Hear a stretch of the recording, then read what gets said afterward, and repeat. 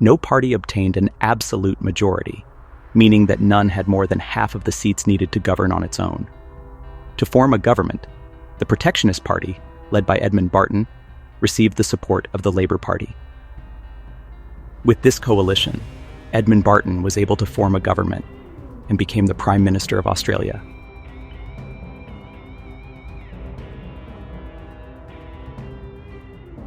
As in the 1901 elections, no party obtained an absolute majority in the House of Representatives.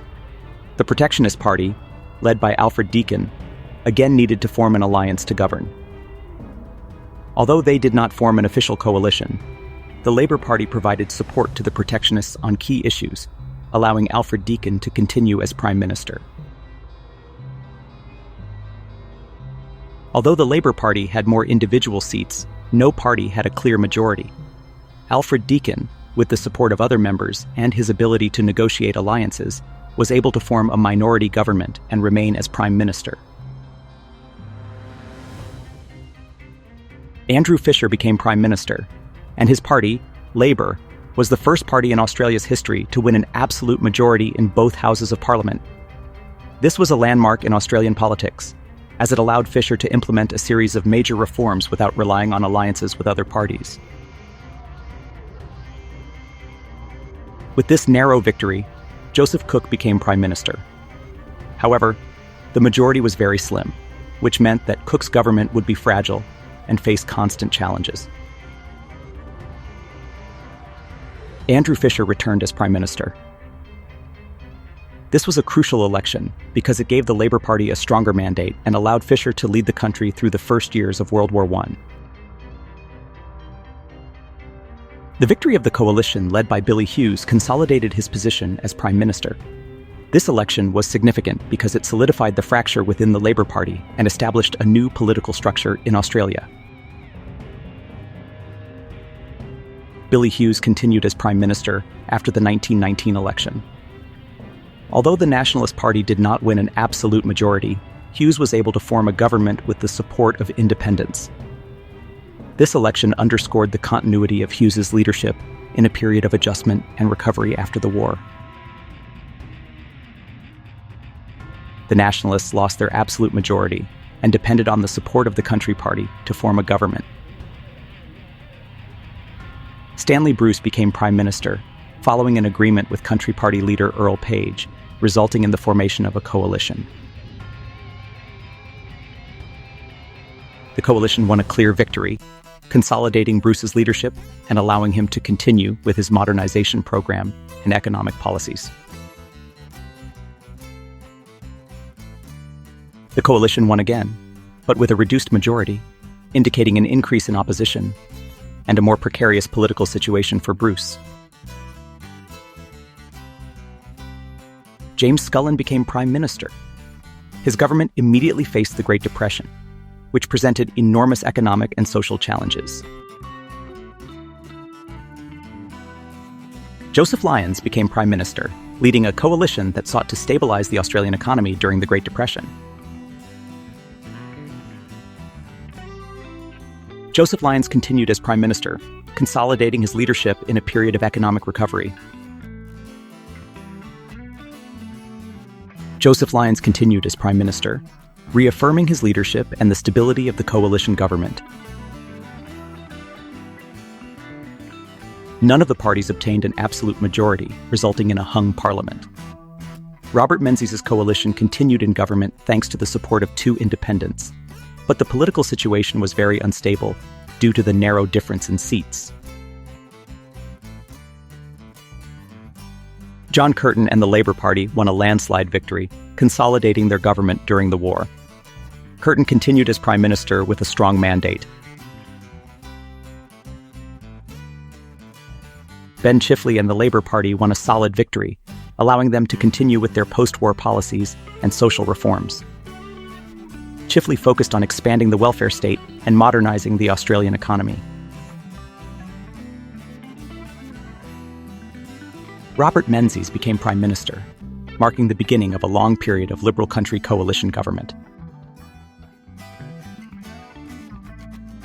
Menzies' coalition consolidated its power and continued to rule. Menzies continued as Prime Minister, albeit with a reduced majority. Menzies' coalition regained a solid majority, helped by the split in the Labour Party. Menzies and his coalition continued in power with a robust majority. Menzies retained power by a narrow margin, indicating a decline in his popularity.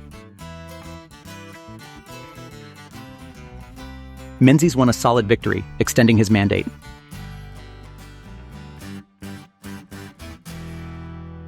Harold Holt became Prime Minister with a strong majority.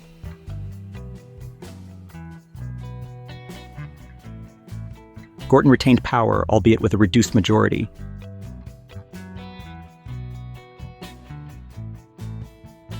Gough Whitlam became Prime Minister, initiating a series of reforms in education, health, and civil rights.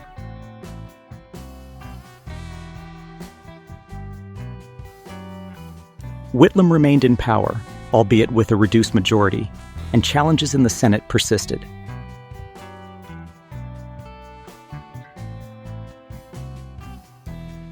Malcolm Fraser became Prime Minister in a landslide victory, ending the Whitlam government.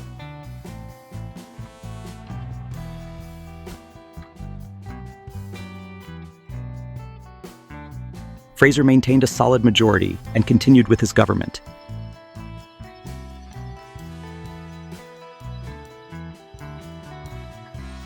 Fraser continued as Prime Minister, albeit with a reduced majority.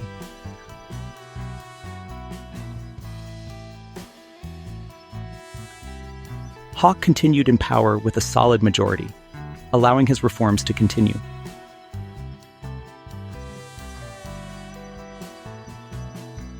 Hawke continued in power with a solid majority, allowing his reforms to continue.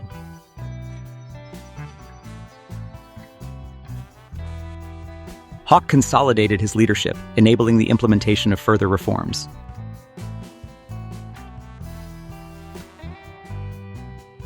Hawke won a fourth consecutive victory, albeit with a reduced majority, reflecting the economic concerns of the population.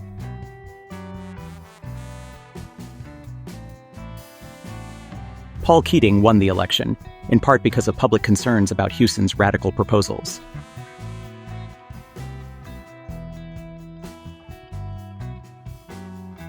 John Howard became Prime Minister, beginning a long period of coalition government.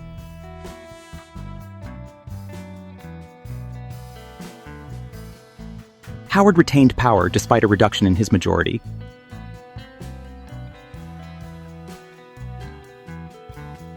Howard continued as Prime Minister, taking advantage of public support on security issues. Howard was re-elected, maintaining a solid majority. Kevin Rudd became Prime Minister, ending 11 years of coalition government. A hung parliament was formed, and Gillard managed to form a minority government with the support of independents and the Greens. Tony Abbott became Prime Minister, defeating the Labour government. Turnbull retained power with a reduced majority.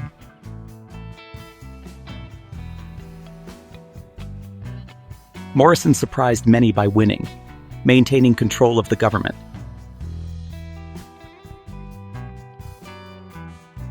Anthony Albanese became Prime Minister, ending the Morrison government and the coalition.